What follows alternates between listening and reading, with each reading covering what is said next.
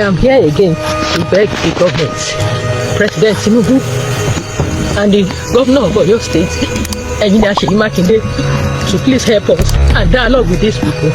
They should not use force. The force that they used yesterday has cost us so much. It has added to our problems. In fact, one of us has been beaten. Hello? My daughter? Yes, Daddy. What's going on? Have you moved? We just moved to call. Okay. The situation in the country is getting worse. The children kidnapped in Oyo. We don't know what is happening to them. And the government is doing nothing. Usually nothing. Not funny though. I'm just watching the news now. Okay, Daddy. Let me know when you get home. Please be safe. Yes. You have to be very careful. Yes, Daddy. I'll see you soon. Fine.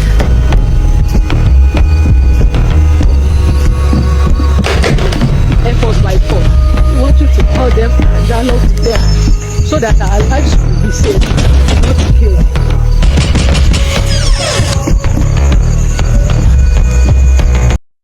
The painful story of school kidnappings in Nigeria and the urgent need for action.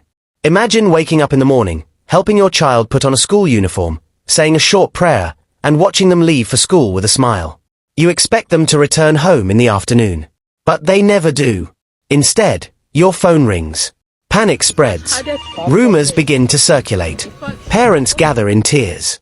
Security agencies are alerted. A school that should have been a place of learning becomes the scene of fear and uncertainty. This painful reality has once again struck Nigeria following the kidnapping of Christian schoolchildren in Oyo State.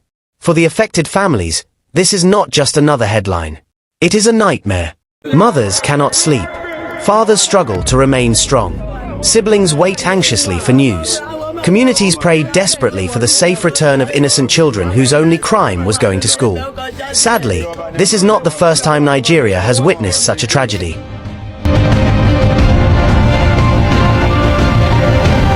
In this place, 3 days ago, over 44 children and their teachers were kidnapped by bandits. School kidnappings have become one of the most disturbing security challenges facing the nation. Many Nigerians still remember the abduction of schoolgirls in Chibok in 2014.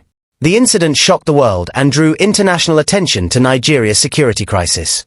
Then came the kidnapping of students from Government Science Secondary School in Kankara, Katsina State, in 2020.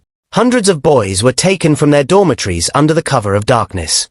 In 2021, students were abducted from schools in Niger State, Kaduna State, Zamfara State, and other parts of northern Nigeria. Again and again, classrooms became targets. Each incident left behind the same trail of sorrow: traumatized children, devastated families, interrupted education, and a nation asking difficult questions.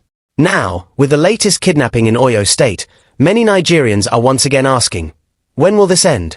The tragedy is not only about those who have been kidnapped. It is also about the millions of children who now go to school in fear. It is about parents who hesitate before sending their children to class. It is about teachers who worry about their own safety.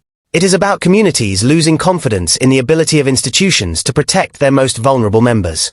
Education is supposed to be a pathway to a better future.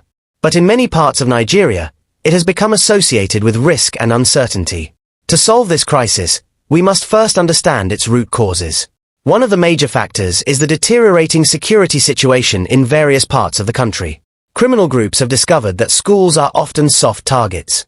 Many educational institutions lack perimeter fencing, surveillance systems, trained security personnel, and emergency response mechanisms.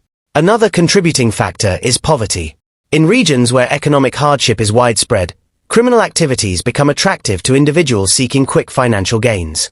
Kidnapping for ransom has evolved into a lucrative criminal enterprise. Weak law enforcement also plays a role. When kidnappers are not swiftly identified, arrested, prosecuted, and punished, criminal networks become emboldened.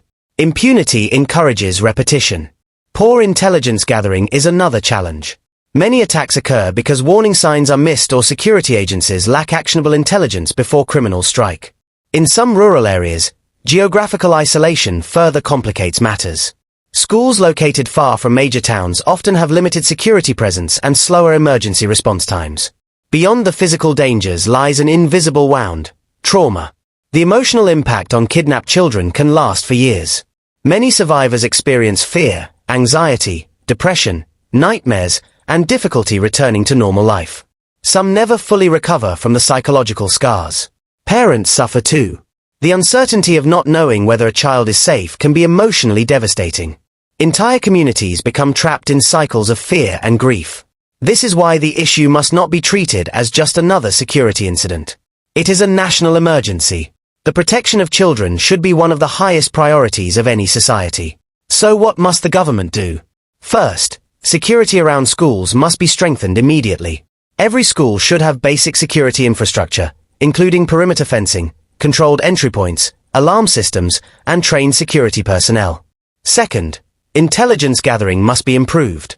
Security agencies should work closely with local communities, religious organizations, traditional rulers, and school authorities to identify threats before attacks occur. Third, rapid response units should be established near vulnerable schools.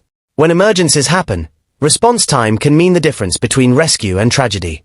Fourth, the government must invest heavily in modern surveillance technology, including drones, communication systems, and monitoring equipment that can help detect suspicious movements around schools.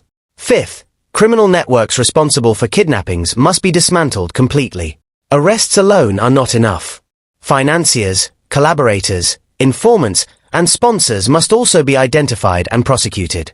Sixth, support services should be provided for victims and their families. Rescued children need psychological counseling, rehabilitation programs, and educational support to help them rebuild their lives. Seventh, greater collaboration between federal, state, and local governments is essential. Security challenges do not respect political boundaries. Effective cooperation is critical to preventing future attacks. But government action alone will not solve the problem. Communities must remain vigilant. Religious leaders, parents, teachers, youth groups, and civil society organizations all have important roles to play in promoting awareness and reporting suspicious activities. Nigeria's children deserve more than sympathy after every tragedy. They deserve protection before tragedy strikes. Every child should be able to sit in a classroom without fear. Every parent should be able to send a child to school with confidence. Every teacher should be able to educate without worrying about armed criminals. As the nation prays for the safe return of the kidnapped children in Oyo State, we must also confront a difficult truth. Condolences are not enough. We want a real change in Nigeria. We want this insecurity to stop. Please like, comment and subscribe for more.